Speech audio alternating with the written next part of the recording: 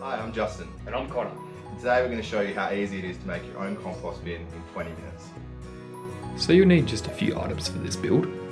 Some dirt, Some newspaper or dry leaves. and a drill.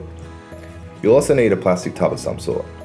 Just make sure you get one with a sealable lid. The first step is to drill some holes in your container.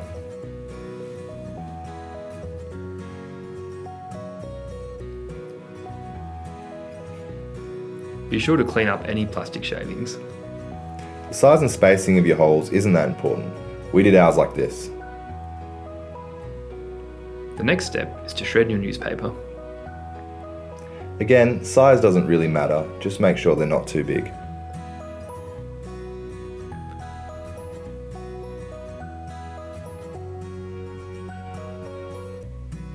Go ahead and fill up your container, making sure you have about an inch of newspaper.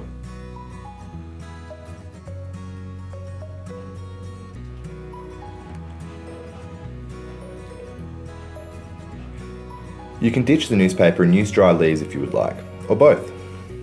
Now it's time to put the soil into your container. It's a good idea to do this where you intend to keep the bin, as it gets quite heavy. Your bin should be about half full once you're done.